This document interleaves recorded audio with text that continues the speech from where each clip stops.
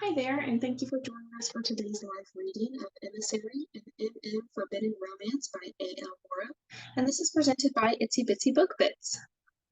50 Years Ago, Chapter 1, Malachi, Rio de Janeiro, Brazil. It wasn't a demotion. Oberon had said so himself. It wasn't a punishment either. But as Kai shifted on the rusty metal bench, watching the figures trading jabs in the dusty pit before him, it certainly felt like both. This is what passes for entertainment in the mortal realm? He asked the portly male to his left. For a moment, Nash offered no reply. Kai was unsure if his companion had even heard him. The other male simply stared at the scene below with fascination, carefully following each swing and swift kick exchanged. His hand moved at his side absent-mindedly, imitating the quick cutting motions and stabbing thrusts, and he licked his lips with longing as if he ached to be sparring alongside the fighters. Finally, Nash glanced at Kai, beholding him as though he were a distraction, a gnat or a fly circling his head. Entertainment, yes. For some, anyway. He blinked and turned back to the match. His hands' motions resumed immediately. For you, however, this is training, he added without meeting Kai's stare. Training? Kai echoed, unimpressed. Crossing his arms over his wide, muscular chest, he watched the figures in the pit continue to attack each other. Blood and sweat dripped from their brows. One fighter's eye was so swollen from a punch he could barely hold it open. And his opponent seemed to be favoring his left leg, his ankle injured, perhaps. Yet it seemed so uncivilized, Kai mused. His voice was low and soft, barely more than a dull rumble. He'd learned centuries ago that he had no need to speak louder. A murmur was formidable enough when paired with his stark features and dark wings. It's supposed to be uncivilized, Nash snorted. If Kai's voice was velvet, has had all the grace of a fraying burlap sack. It's demonic martial arts, not the seraphim ballet. And what exactly am I meant to be learning from the demons? I have means of destruction at my disposal that far surpass the strength of any punch or kick. As though to prove Kai's point about demonic inadequacy, one of the fighters promptly took a hard kick to the jaw, spun dazedly, and fell to the ground, spitting blood and teeth. He wallowed in the dirt for the seconds tick by, chest heaving as he gaped for air. Cheers and clapping rose from the surrounding bleachers, the audience pleased with the turn of events. Surprisingly, Nash seemed to be right. The spectators truly did find this entertaining. You are meant to study the way the demons move, learn their tricks, understand the cunning in their ways, Nash replied. When the fallen demon slowly drew himself back up to his feet, the crowd let out another roar of approval. The fighter dragged his bare forearm across his mouth, smearing the blood from his cracked lip, then snarled and crouched, poised to launch a counteroffensive on his opponent. His eyes changed color, a blazing amber roiling in his irises. Briefly, a pair of black horns curled up along his hairline to crown him. Then, as he regained his focus, they disappeared, and the demon could almost pass for a human once more. With all due respect, Chancellor, I can take life with a single touch, Kai said. I hardly think any of these creatures is a match for me. You may kill with a single touch, Malachi, but will you be able to get close enough to place hands on one of these monsters? That I doubt. Nash's annoyance was more pronounced now, and a scowl crept across his face. Kai watched the Celestial's profile as he leaned forward in his seat a bit more, redoubling his efforts to focus on the match. He could not have made his lack of interest in anything Kai had to say more apparent if he had spoken the words out loud himself. Kai could take a hint. It was one of the lessons that being more than a millennium old had taught him. He faced forward once more, turning his own attention back to the fight. Although he would never admit it out loud, perhaps Nash had a point. The demons had a way of inflicting maximum injury with minimal contact. Their fighting style relied greatly on push kicks and parrying, not headlocks or Nelson holds. They didn't let their opponent get close enough for such close contact. There was no concern to Kai, though, not really anyway. He was an emissary, a harbinger of death. If one method failed him, he'd make do with another. His celestial-made sword, perhaps, or the sickly green vapor he could summon when needed. Demons were more difficult to dispatch than mortals. Half human and half celestial, they typically inherited their celestial parents' impressive healing capabilities. A cut could heal within minutes, a broken bone within hours.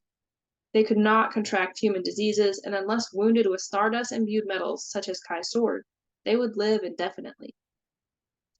But demons had a weakness they shared with neither of their parents, their souls, or rather, their lack thereof. Souls were delicate. They needed to be preserved immortal so they could withstand their journey to the afterlife. Quick and violent deaths were risky. They could tear or bruise the spirit, so Kai avoided them. Demons, however, were unworthy of a life after death. They were chaos and mischief, darkness and debauchery. A brutal end made little difference to them. Kai had no need to be gentle, merciful. He could kill them indiscriminately using any means necessary, no matter how ruthless. And that was exactly why Oberon had sent Kai here, to the mortal realm to begin with, to help cull the demons' numbers, to stop the corruption they spread, to right the wrong that the Watcher-class Celestials had caused thousands of years ago when they'd mated with the humans, instead of simply guarding them as instructed. Demons were the outcome of the Watchers' disobedience. Born from sin, they were forced to live in sin. Celestial poetic justice, so to speak. Está a meter agua. A bearded man sitting 2 rows down from them brought his hands to cup his mouth like a trumpet, amplifying the insult he screamed down at the fighters. Kai's mind turned quickly, trying to place the words in language. Besides English and Latin, he was rusty in mortal languages. The next shout came before he managed to discern the first meaning. Filo de me! The bearded man stood abruptly. Whipping the dust-smeared baseball cap from his head, he threw it on the ground in disgust and stomped on it with his heavy, booted foot. Ah, yes, Portuguese. Most languages outside those in Themis, the celestial realm, had ways to call someone a donkey's ass and a son of a bitch. Kai recognized some of the familiar sounds at last, and as he looked past the man and into the pit below, he knew exactly which fighter had been insulted. The stockier of the 2 demons, the one who had fallen only a few moments ago, reeled from a high kick to his jaw. He spun, stunned, then staggered forward a step or 2 before landing face down in the pale, dry dirt, defeated. The referee stepped forward, grabbing the forearm of the victor and shoving the demon's still clenched fist high overhead. No so vencedor! The winner. Some in the crowd bellowed, others cheered. Their response depended, Kai supposed, on whomever they had bet against in the small stall near the gate earlier. From the way the bearded man had balked when the stockier demon had fallen, it was clear he had assumed bigger always meant better. Kai tilted his head, surveying the breathless, sweat-drenched victor, still standing in the pit. Bare-chested, the demon wore only dark slacks that were threadbare in places. He was shorter and more slender than his opponent, but the muscles in his arms and torso were impressive, well-defined. He'd been quick and relentless in the pit, using his smaller stature to his advantage. He looked young, too. Not surprising, of course, since Celestials and demons rarely appeared to age past their 30s. His youth was different, though. If Kai had to wager, he'd bet the demon didn't simply appear young. He actually was young. His eyes, wide and brown, darted anxiously around the makeshift arena, betraying his inexperience and his innocence. His innocence? The passing thought made Kai pause. Could demons be innocent? Kai wasn't certain if creatures born and raised the way they were would claim to be pure. And yet that was the dominant impression the victor's startled expression and humble, slumped shoulders made upon him. Whatever had compelled this young male, barely more than a boy, to fight for his living was not rage or vengeance. It couldn't be. He didn't have the hardened features of the other fighters Kai and Nash had watched tonight. Was it necessity that brought him to the pit? Was it his only way to survive? Was he being forced against his will to beat his brethren? Kai could only guess, and as Nash ran his sweaty palms down his thighs and stood up with a strained grunt, he had no time left for that either. Well, that about does it. For the first time since Kai had arrived earlier that day, the Chancellor grinned. Time to collect my winnings. Around them, the other spectators had also begun to rise and were slowly filing out of the rows of benches heading toward the exit. Some were demons, others were human. Some were pushing, eager to head to the stall like Nash. Others were less enthusiastic. They muttered insults as the fighters in the pit also departed, the loser moving more slowly, half carried by 2 small boys who seemed to work here. A few threw partially emptied beer cans in anger. Watch yourself there. Kai's voice was little more than a quiet grumble as he followed behind Nash, but his reflexes were as sharp as the sword he'd checked upon entry into the arena. He stopped short, dodging a can as it crossed his path before colliding with the unsuspecting spectator beside him. Fear splattered on Kai's tunic. He cast the thrower, a small, pale human descending from a few rows above him, a stern glare. But there was no need to deal out further punishment. The hulking demon who had taken the brunt of the hit was already taking action. You little fucker! The demon had a shaved head and a massive navy blue horns. He was big and strong enough to have fought in the pit himself. Maybe, at some point, he had. As he charged forward, shoving his way through the crowd toward the human who had thrown the can, his amber eyes were twin fires blazing in their sockets. He swept a hand across his forehead, wiping the beard that had run down his cheek. You think that's funny? I'm gonna break your fucking arms. Kai's nostrils flared, a sign of his hunter's instincts at work. He wasn't sure if it was the scent of fear radiating off the human as he stumbled backward, trying to wilt into the crowd, or if it was the hint of acidity in the man's urine as a wet spot spread at the crotch of his pants. Either way, there seemed little chance of the human escaping the dusty makeshift arena with his life tonight, unless Kai did something. As the demon clutched at the man's t-shirt and took his first swing, Kai looked around him. Nash would probably tell him not to bother intervening. He was here to attend to far more important tasks. But the Chancellor was too far ahead in the crowd by now. There was nothing he could do to stop him. Tenha piedad, por favor. The demon threw another blow. Blood splattered onto the crowd, and the man's pleas for mercy were cut short as he lost consciousness. His head lolled, and his body dangled limply in the demon's grasp. Still, no one helped him. The onlookers simply cheered, every bit as enthusiastic for this fight as they had been the ones in the pit a few minutes ago. Kai had thought those fights were barbaric enough, but this was 10 times worse. At least the skill levels of the fighters from the pit were matched, and rules of sparring had to be followed. Here among the spectators, the humans stood no chance against a demon. Demons truly were every bit the menace he'd been told, it seemed. Heaving an annoyed sigh, Kai rolled up the sleeves of his tunic and straightened his shoulders. He was already a good 2 inches taller than even the largest person here. Now, standing at full height, he seemed even more imposing. A soft tingling prickled against his shoulders. Between the blades, his wings were unfurling, the threads of his shirt shifting on their own to make way for the black, feathered limbs. A spectator beside him gasped and stepped back as he noticed the change in Kai. Angel! Angel! Angel. Oberon had told Kai that was what the humans called celestials. The simplistic word was the only way they could make sense of the grand order of the realms and the celestials that guarded the righteousness of them all.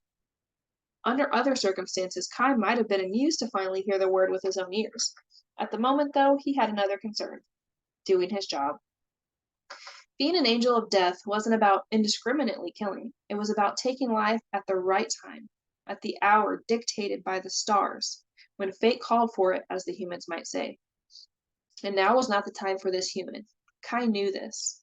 He didn't even have to consult the cosmos. He smelled it among the fear and urine, sniffed it out like a hound. Giving his wings a flutter, Kai leaped up. The gasps and murmurs rippled out among the crowd. There were some distractions in this world powerful enough to draw the attention away from a demon in a murderous rage. It seemed. A muscular, silver-haired celestial with a 14-foot wingspan was apparently one of them. But as Kai hovered above the spectators, the whispering changed. Demonio! A woman shrieked, gaping at him before covering her face with her hands. She thought he was a demon, too. And Kai knew why. His appearance was dictated, in part, by the eye of the beholder. To the pure of heart, he seemed ordinary, perhaps even handsome. To the guilty, he looked monstrous. His strong jawline, incandescent jade eyes, and wavy hair took on a more sinister vice, one of a bull-shaped face, flame-studded irises, and viper-tipped feathers. Back home in Themis, Kai's celestial brethren knew this. Those with tainted souls concealed the truth of how they saw him to avoid revealing their true nature. Here, the humans were too ignorant to know any better. From the sounds of it, quite a few people here had a reason to fear death. Kai could not control how the mortals viewed him, nor did he care to. He could only control this moment. So, pulsing his onyx wings, he propelled himself forward into the fray. Then he dove and snatched the demon off the beaten human like a predatory bird descending on its prey. As he clung to the demon, dangling him in his grasp the same way the latter had his human victim, Kai leaned in close. His face was inches from the demon's, so near he could see the yellow tinge on his teeth and smell the sourness of his breath. "It is not this mortal's hour," Kai said in his low, simmering tone. The demon didn't flinch at his appearance. He should have. There was no way such a beast could see Kai as anything but a terror. Perhaps he was used to staring down monsters, being one himself. He simply snarled and bared his elongated cuspids in defiance, a reminder that although he must have had a human ancestor, there was something otherworldly and feral about him, too. "Go back to whatever hell you came from, emissary." The demon punctuated his growled words with spittle, clearing his throat and blowing a wad of thick mucus onto Kai's cheek. Without a word, without raising a brow or recoiling in disgust, Kai closed his eyes and drew a long, peaceful breath. Something hitched deep in his guts, the same jerking sensation he'd felt before. Not painful, but not pleasant either. He opened his eyes then and exhaled. A trail of vapor flowed from his mouth. It coiled in the air, snake-like and hideous, its green shade one of decay, before slipping between the demon's lips. For a second, the demon's eyes widened with alarm. The creature thrashed in Kai's arms an involuntary spasm. Death rattled out loud in his throat. Then he moved no more. "Demonio! Demonio!" The cries of the spectators below where Kai hovered intensified, but he ignored them. He'd done what he had to, and it was time to leave. Plain and simple. Black and white. Someone else would have to help the beaten human on the ground. He couldn't give life. Saving the man would be up to whatever medic eventually arrived, but at least he'd given the mortal a chance at survival. Still carrying the demon, Kai swooped toward the stall by the entrance to the arena. Nash stood in line there to collect his winnings, oblivious to the fight that had taken place outside of the pit. Nice to see his priorities are in order. As the Chancellor stepped up to the window of the shack and accepted the heap of bills the young woman slid over to him, Kai descended to a hover. Nash turned. His forehead was wrinkled, as though he was confused by the sound of beating wings. He noticed Kai just as he dropped the dead demon's body. A plume of dust rose from the arid ground on impact, and the lifeless creature rolled in the dirt until his dark horns caught on a rock and forced him to stop at Nash's feet. The Chancellor raised his eyebrows, regarding the demon's corpse as if it was a pile of maggot-laced manure. "You've been busy." Kai nodded to the stack of Rias the other male was tucking into his wallet. "As have you." Nash chuckled, but there was no warmth in his tone. He stepped away from the bookmaker's stall, leaving the green-tinted body for someone else to clean up. "Ah, yes, I bet on the winner in the last matchup." The smaller of the two fighters, Kai noted. The stealthy one, the one with the strangely innocent look. "Byron Black, he's called. Quite the fighter." The Chancellor shoved his wallet back into his pocket. Then, in a casual tone, the same sort he might use if talking about the weather or selecting an entree from a restaurant menu, he added, "Too bad he'll be dead by morning."